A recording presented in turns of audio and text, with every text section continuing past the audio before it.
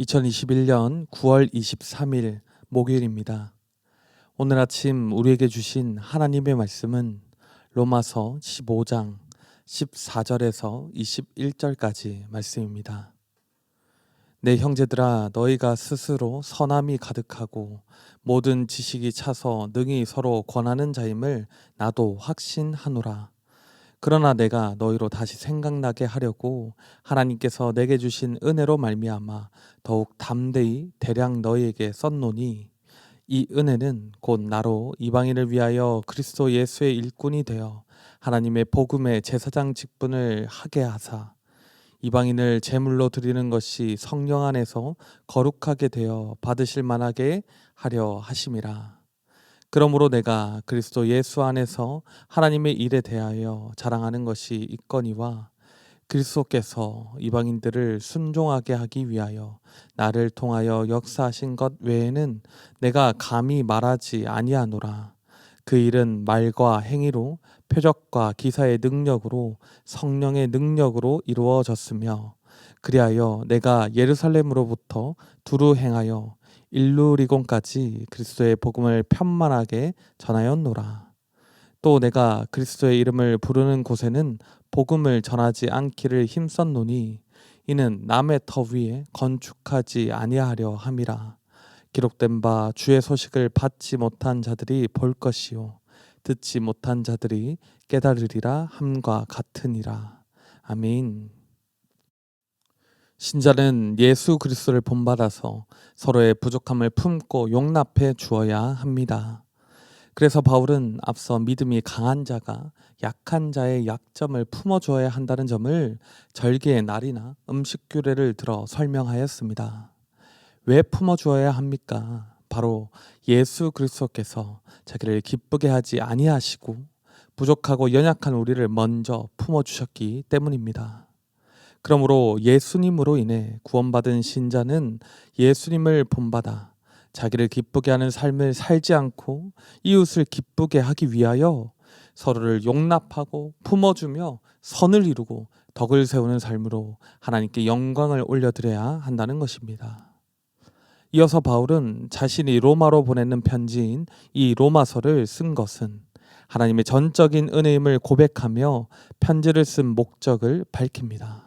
14절과 15절입니다. 내 형제들아, 너희가 스스로 선함이 가득하고 모든 지식이 차서 능히 서로 권하는 자임을 나도 확신하노라. 그러나 내가 너희로 다시 생각나게 하려고 하나님께서 내게 주신 은혜로 말미암아 더욱 담대히 대량 너희에게 썼노니. 바울은 로마 교회가 선함이 가득하고 모든 지식이 많아서 충분히 서로를 권면할 수 있는 성숙한 교회임을 확신하고 있다고 합니다.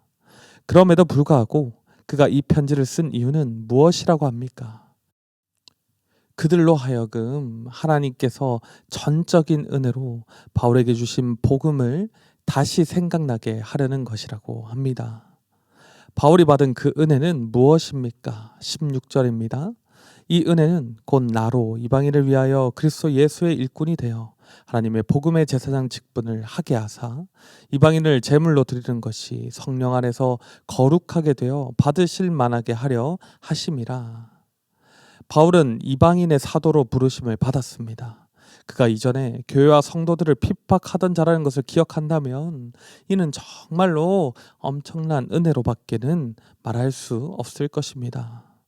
하나님은 그를 그리스도의 일꾼으로 삼으셔서 이방인을 성령 안에서 거룩하게 하여 하나님이 받으시기에 합당한 제물이 되도록 하게 하기 위하여서 복음의 제사장 직분을 그에게 허락하여 주셨습니다. 그러므로 바울은 자신에게 주신 이 은혜로 인하여 가만히 있을 수 없다는 것입니다. 바울은 로마 교회가 이미 스스로 충분히 든든하게 서 있는 교회라고 하더라도 하나님의 은혜의 복음은 계속해서 날마다 반복적으로 들어야 함을 말하고 있습니다.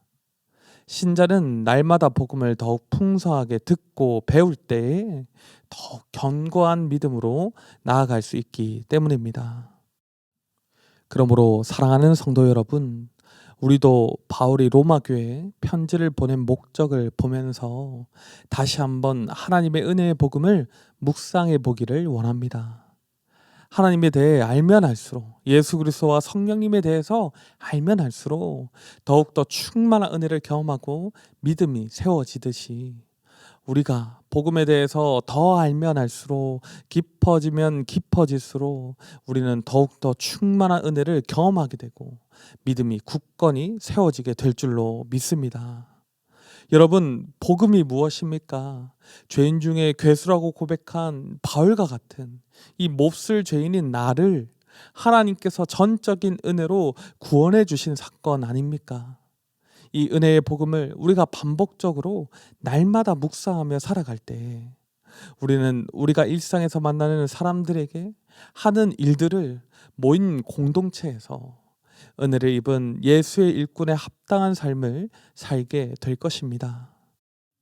또한 우리만 그 은혜를 누리는 것이 아니라 복음으로 인하여 우리가 먼저 예수 그리스도의 일꾼이 되고 복음을 전하는 제사장의 직분을 감당하며 복음을 전함으로 그들도 성령 안에서 거룩한 신자가 되게 할 줄로 믿습니다.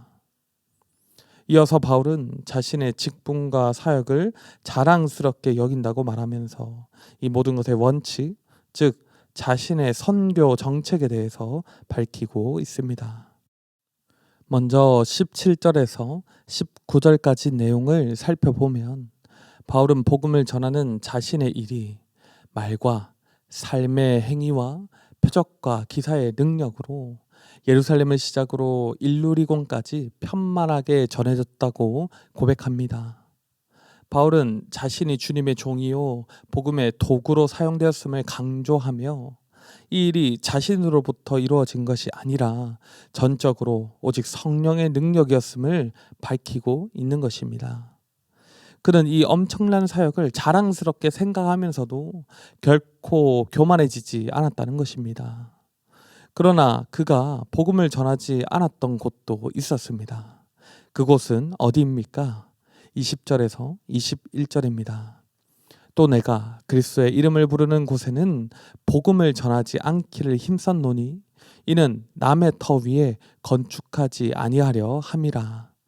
기록된 바 주의 소식을 받지 못한 자들이 볼 것이요 듣지 못한 자들이 깨달으리라 함과 같으니라. 바울은 남의 터 위에 건축하는 잘못을 범하지 않기 위해서 다른 사람이 이미 복음을 전하고 교회를 세운 곳에서는 복음을 전하지 않았다고 합니다. 그리고 이사야서 52장 15절을 인용하며 자신의 사명은 복음을 모르는 자들에게 복음을 보여주고 들려주어 깨닫게 하는 것이라고 말합니다. 바울은 철저히 하나님의 나라를 어떻게 하면 확장시킬까 하는 것에만 집중하는 그러한 사역을 했다는 것이죠. 사랑하는 성도 여러분, 우리도 바울과 같이 복음 전도의 사명을 기쁨으로 감당하기를 소원합니다. 선교의 가장 큰 오해는 선교는 특별한 사람만 하는 일이라는 것입니다. 여러분, 그러나 어떻습니까? 우리는 주님이 우리 모두를 제자로 삼아서 자신의 증인으로 보내셨다는 것을 알지 않습니까? 우리 모두가 예수님께 보냄을 받아 세상에 복음을 전해야 하는 사도적인 역할을 감당해야 한다는 것입니다. 비행기를 타고 바다를 건너야만 선교지가 아닙니다. 우리가 시야를 열어서 주위를 돌아보면 우리가 살아가는 곳이 바로 선교지임을 알 수 있습니다. 하나님을 모르고 살아가는 우리 자녀들과 다음 세대들은 모두 미전도 종족들이고 내가 매일 만나는 지역 공동체와 일터는 선교적인 돌파가 필요한 창의적 선교 지역입니다. 그러므로 우리는 오늘 바울의 선교 전략을 묵상하며 삶을 통해 선교하는 선교적인 성도, 선교적 교회로 살아가야 할 것입니다. 바울의 선교 정책은 첫째로 오직 성령의 능력으로 섬기는 것이고, 둘째로 다른 사람의 사역지에는 복음을 전하지 않는 것이었습니다. 이것은 우리 자신의 능력 없음을 핑계대지 말고 성령님께 능력을 간구해야 한다는 것이고, 많은 사람들이 하고 있는 사역을 우리가 하기보다 지금 내가 있는 그곳에서 새로운 사역을 개척하고 다른 사람들이 모르는 내 삶의 영역에서 힘써 사역해야 한다는 것을 말합니다. 사랑하는 성도 여러분, 성령의 능력을 힘입은 우리도 얼마든지 바울과 같이 선교할 수 있음을 믿으시길 바랍니다. 우리 주님께서 우리를 선교하는 성도로, 선교하는 교회로 세우실 줄로 믿습니다. 기도하겠습니다. 우리를 전적인 은혜로 구원해 주시는 아버지 하나님, 우리를 성령 안에서 거룩하게 하시고 주님께서 받으실 만한 자로 변화시켜 주심에 감사합니다. 우리를 바울과 같이 그리스도의 일꾼으로 하나님의 복음의 제사장으로 삼아 주셨으니 우리가 그 은혜에 합당한 삶을 살아가게 하여 주시옵소서. 날마다 하나님의 은혜의 복음을 묵상함으로 충만한 은혜를 누리고 믿음의 굳건히 서게 하여 주시옵소서. 성령의 능력을 날마다 간구함으로 담대히 우리가 살아가는 모든 곳에서 선교의 사명을 감당하게 하여 주시옵소서. 우리 자신을 자랑하기 위한 삶이 아니라 오직 하나님께 영광이 되어지고 하나님 나라를 확장시키는 것에 집중하는 그러한 삶을 살아가는 우리 모두가 되게 하여 주시옵소서.